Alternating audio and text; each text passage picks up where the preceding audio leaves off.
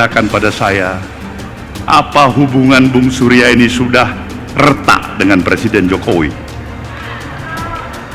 Apa memang Nasdem itu sudah bukan lagi koalisinya partai pemerintah? Ini pertanyaan-pertanyaan. Apa yang kita harus katakan? Kita ingin memberikan jawaban yang lip service atau jawaban yang penuh dengan kejujuran hati? Jawaban yang jujur adalah, saya masih beranggap sampai hari ini Presiden Jokowi adalah presidennya Partai Nasdem. Wapres.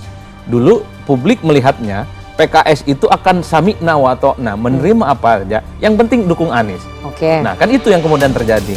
Kok rasa-rasanya PKS sudah memunculkan nama misalnya Pak Aher, iya. Itu kan menjadi variabel penting yang harus dihitung.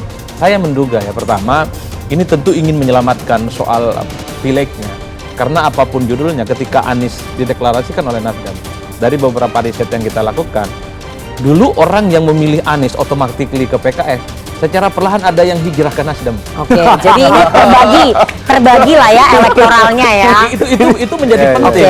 Nah, PKS ini kalau tidak hati-hati dia bisa bedol desa. Bukan hanya sedikit, tapi akan banyak. Maka butuh jangkar politik, namanya cawapres.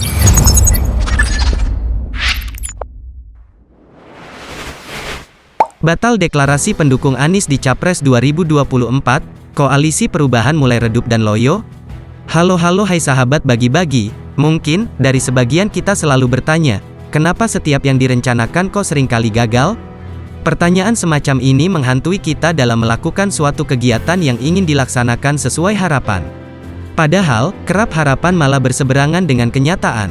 Dan pada akhirnya kita dengan putus asa berucap, malah yang tidak direncanakan, sangat berpeluang untuk terlaksana.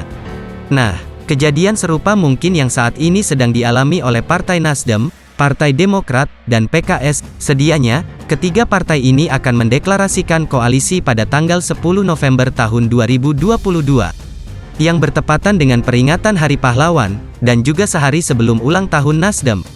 Namun, rencana tinggal rencana. Hal ini dikemukakan oleh Wakil Ketua Umum Partai Nasdem Ahmad Ali yang mengatakan jadwal deklarasi koalisi Nasdem, Demokrat, dan PKS bakal mundur. Ali mengklaim awalnya usulan deklarasi pada tanggal 10 November memang berasal dari Nasdem.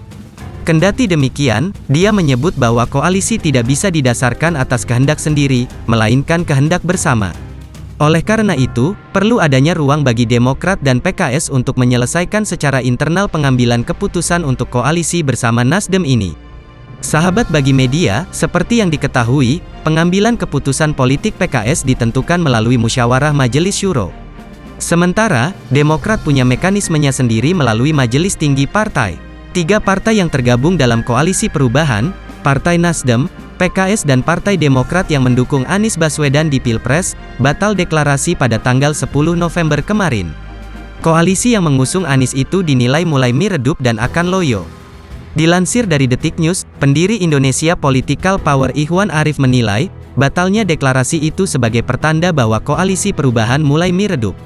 Batalnya deklarasi pertanda poros perubahan redup, suasana kebatinan partai mulai berubah-ubah. Dia menilai, ada hitung-hitungan partai yang tergabung dalam koalisi perubahan, salah satunya figur dan ketokohan bakal calon yang akan diusung.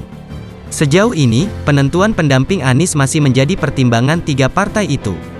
Jika yang dipilih cawapres non-partai, citra partai akan redup dan berdampak poros koalisi juga semakin loyo.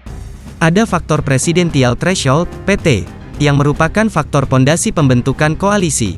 Tanpa kesepakatan koalisi dengan PKS dan Demokrat, poros perubahan belum layak memenuhi ambang batas pencalonan sebesar 20%, meskipun Nasdem sudah mendeklarasikan Anies Baswedan. Sahabat bagi media, beda halnya dengan Koalisi Indonesia Bersatu, KIB, dan Koalisi Indonesia Raya, KIR, yang sudah mencapai angka Presidential Threshold 20% dan sudah resmi akad. Sepertinya strategi poros perubahan lebih kepada mengunci nama Anies, dibandingkan mendahului deklarasi koalisi ketiga partai. Koalisi perubahan yang mengusung Anies Baswedan sebelumnya batal dideklarasikan. Batalnya deklarasi itu karena sejumlah alasan. Partai-partai yang menyebut diri mereka koalisi perubahan untuk mendukung Anies batal deklarasi karena sejumlah alasan, terutama mekanisme yang ada di masing-masing partai. Bagaimana menurut kalian, apakah koalisi ini akan segera bubar? Ataukah ini adalah sebuah gimmick untuk mempopulerkan koalisi ini? Mari kawal demokrasi kita sampai ke gerbang istana.